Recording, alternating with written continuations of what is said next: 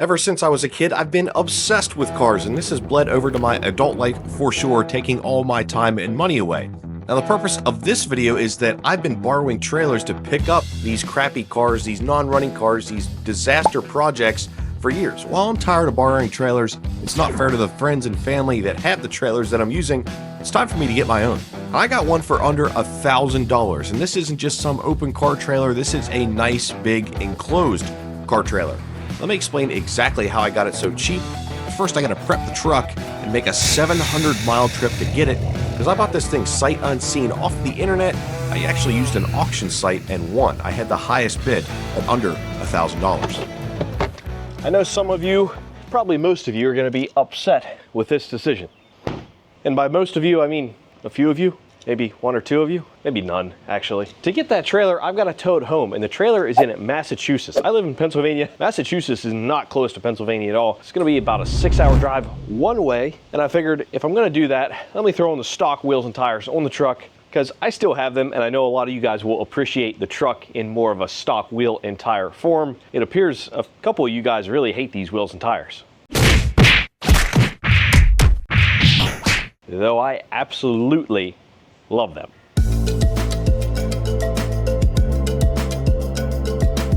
I get it, most of you guys don't like this wheel and tire setup, but at least reserve judgment until I put the stock wheels and tires on, because I think it looks awful. These wheels have seen better days, but they have excellent tires and tread on them. It's gonna be less wear and tear on the suspension too, while making a 12-hour plus a round trip.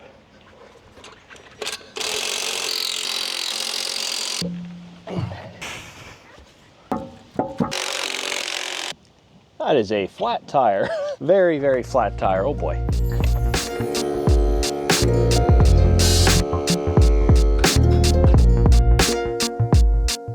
When swapping wheels and tires, of course you gotta check all the tire pressures. These have been sitting for years, so I got them swapped on, got all the tire pressures set where they needed to be, and gave the truck a really quick clean, because it was filthy. And with things that sit in your backyard for years, there's bound to be critters, so always be on the lookout.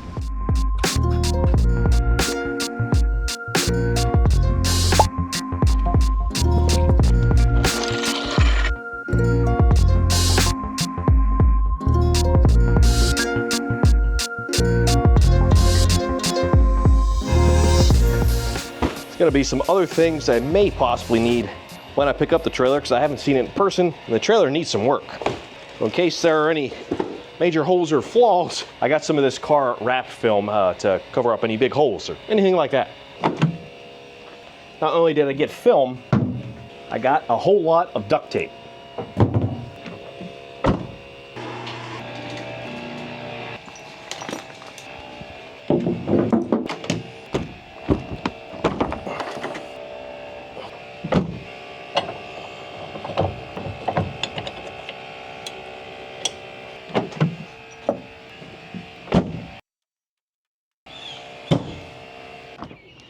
Couple other necessities. I got a tow strap, I got a generic toolkit impact with the correct wheel socket. I need an adjustable wrench for the ball, and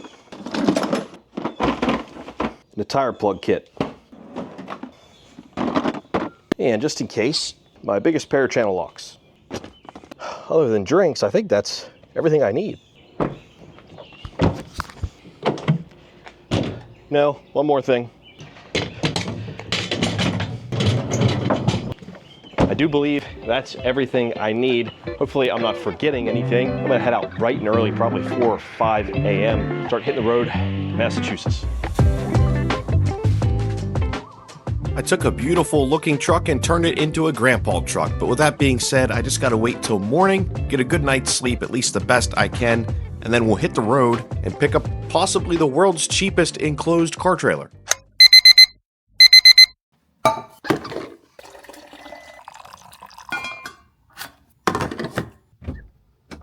It's an early one, boys. I've got a 6-hour drive one way to pick this thing up. Let's hit the road, make it happen.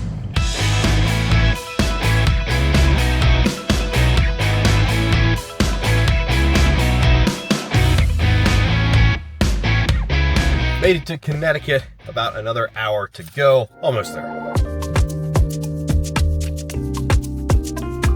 I'm gonna get some diesel out of though before I hook the trailer up. That's gonna be a pain to get diesel afterwards, that's for sure.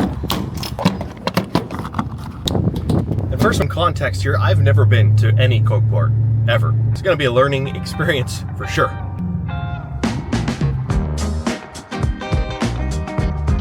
My first time ever at a Copart. There's a lot to learn here, a lot to dive through, but you can just see the massive amount of vehicles they have here. Trucks, cars, SUVs, trailers, campers, you name it. So after I filled out all the paperwork, they let me drive in the back and they led me to the trailer. Let's check it out. This is kind of unreal, guys, how much stuff is here. So I hope this thing is nice like it looks in pictures. Otherwise, I'm kind of screwed. To say I'm nervous is an understatement. Oh boy, I hope it's nice. Brand new Super Duty. It's got smoked. I will say, driving on these freaking ginormous rocks, I am certainly glad I swapped to the stock wheels and tires. Hey, there it is. All right, it looks nice, at least so far. Holy cow. These rocks are so deep, I'm gonna have to put this thing in freaking four-wheel drive.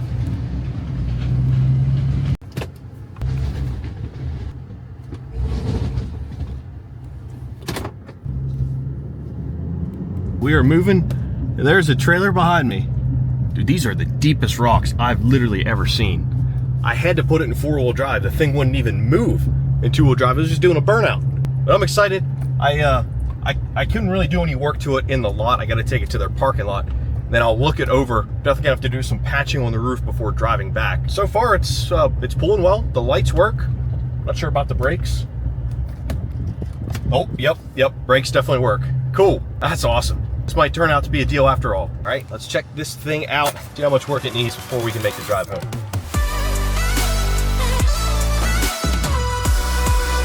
This is my 2012 Freedom enclosed car trailer. It's 24 by 8 feet. Let me show you all the good before I show you all the bad.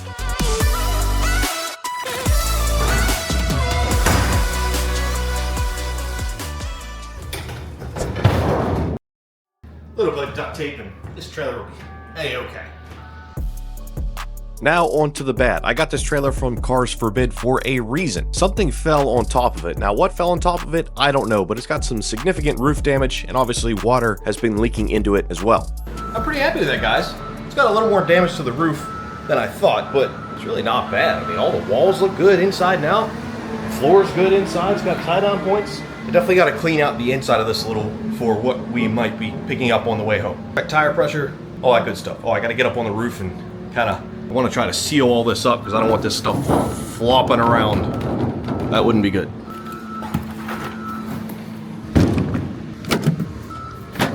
Now, if you're curious just how I snagged this amazing trailer for $800, let me tell you how. I watch Scrap Life Garage. Chances are, if you see a car here in our shop, it probably came from the salvage auction. And they did an ad for Cars Forbid. So I hopped on Cars Forbid, started looking at BMWs, Porsches, and, well, trailers, because I've been needing a trailer for a while. I found this one on the website, I put in a bid, and I won it for $800. Cars Forbid is a marketplace for salvage auction cars from Copart and IAAI. There's no registration costs and it's open to the public. It's open to you guys. If you're 18 years old and have a valid driver's license, you can bid and you can win. What's really great about it is there's no annual fees at all, and you guys get a $50 sign-up bonus when you use the link in the description box. And if you've never done this before like me, this is my first time ever, you can bid on something, and if you don't win, you get all of your money back. So check out the link in the description box for Cars Forbid. It's the best way to get a project car, a car on the cheap, a car you want to flip, etc. I mean, this trailer would typically be closer to $10,000, and I got it for less than a tenth of that price. That's insane. And there's tons more examples like that on successful vehicle bids. Just get on the website and check it out for yourself. Big thanks to them for sponsoring this video. Time to get the goods.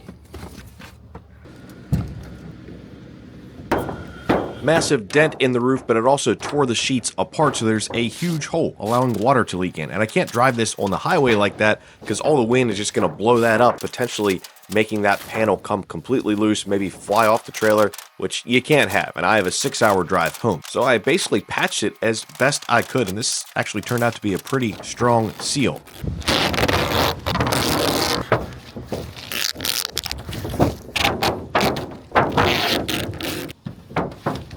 All right, I'm fairly confident in that. Cool.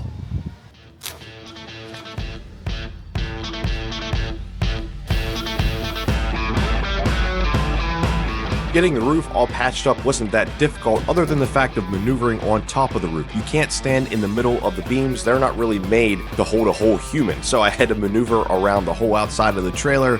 It was hard to reach the middle, but I got it patched up and I'm pretty confident it's gonna hold. I mean, it's gonna have to hold, there's no other choice. So now that that's done, I can check everything else on the trailer, make sure it's good to go, check the tires and the tire pressure, and we can finally hit the road.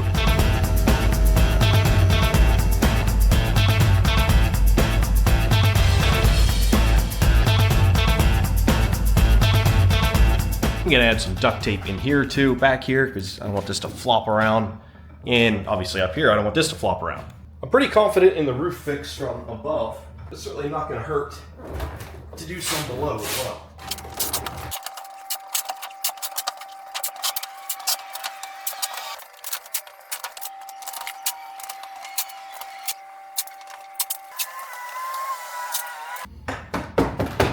That works for me, boys.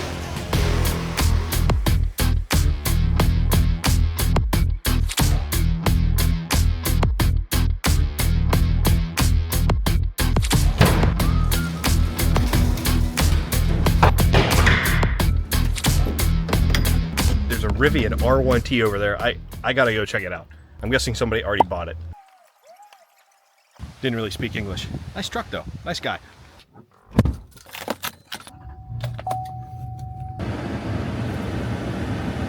All right, it's hooked up and off to our next stop.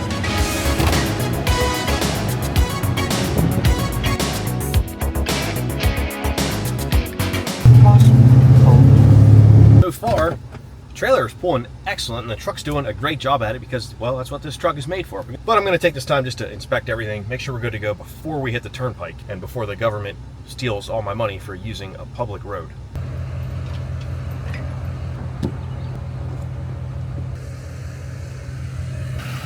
It's definitely sagging a little bit. I need to get airbags on this thing, especially now that I own an actual car trailer.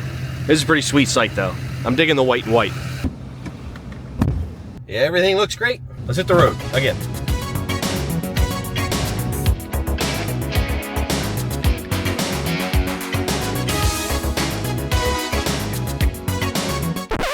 Guys, what was I thinking? What an idiot.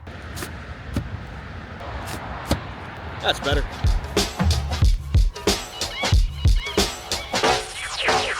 All right, now we're arriving in New York. I think we're actually pretty close to the city.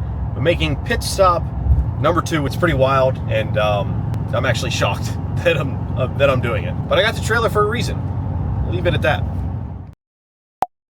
Just for reference, guys, going through a neighborhood like this with this truck and a trailer that I just bought totally and completely sucks. I'm just a little stressed driving through the Bronx. That's everything's fine. There's no traffic. It's all good.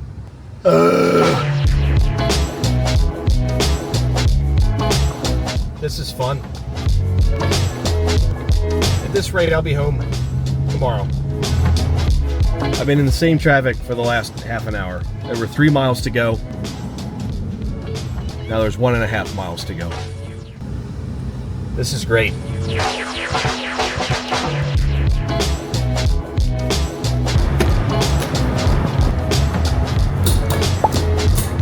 Be home soon, little buddy.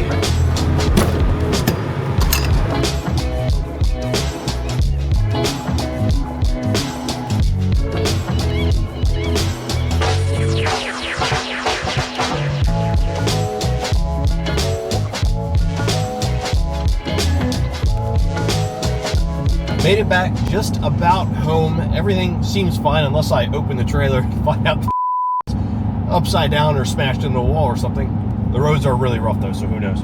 Truck did perfect though. 700 miles we went today. I averaged 24 miles a gallon on the way there. Now on the way back, it dropped to 13.8. Pulling a 24-foot enclosed car trailer with car inside, not bad. So for the whole trip combined, 18 miles a gallon. You can't beat that.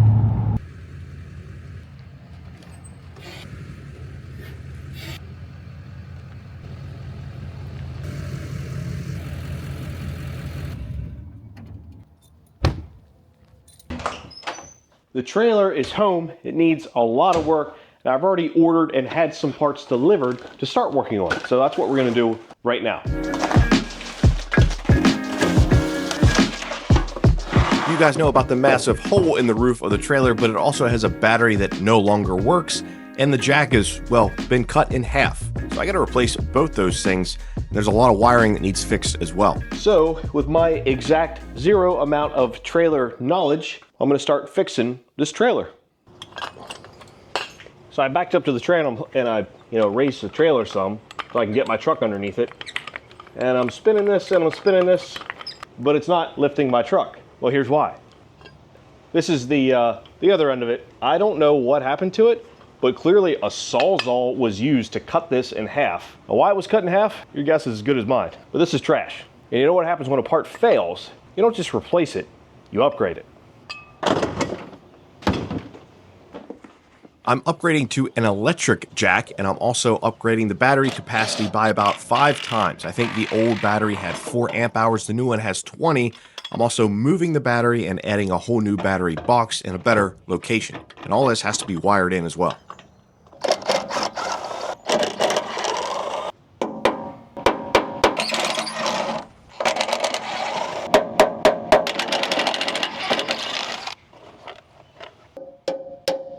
You can see how bad all the old wiring is. They used T-taps to connect everything. And it's not like they needed to split off the wiring. That's just how they connected one wire to another instead of a butt connector, solder, or really anything proper. My plan was to have it just, well, right there. Gotta make sure these wires get up into there and then come back out, and these wires get in there, yeah.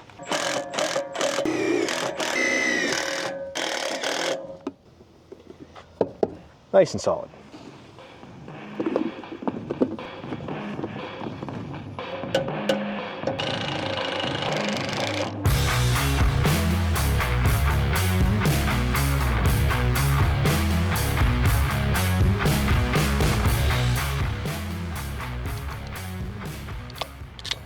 All right, that's all the wires connected, so I just gotta clean them up, make them look nice, run them into this box, hook up the battery, hook this up.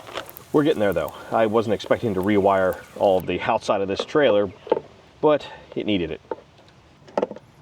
Okay, let's make sure nothing dumb happens. Okay, nothing dumb is happening. That's a good start. I gotta change these ends, and that's about it.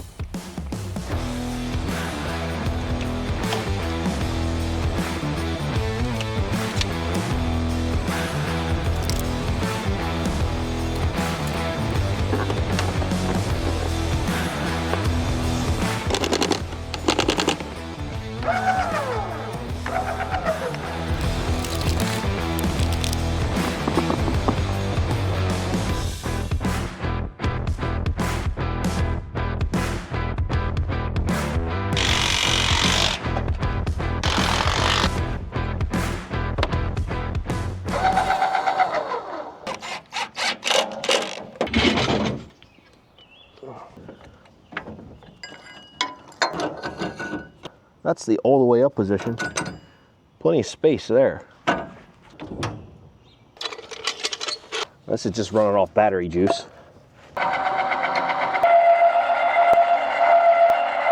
Well, that's pretty doggone impressive. It's not hooked up to the truck at all.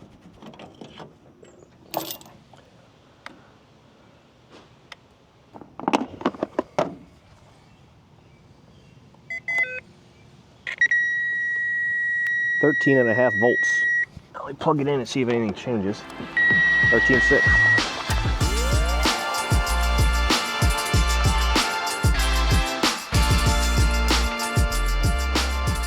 See, the lid has these cutouts. That's where your wires are made to be fed in, which is pretty nice. I'm really happy with that whole setup. Plus, if you need to, it comes with this backup hand crank. Plus a light. And since it's out in the weather. Now, since I redid all of the trailer wiring, it would be wise to make sure that the trailer wiring still works, including the lights, the brakes, etc. But it all looks good. I'm as surprised as you.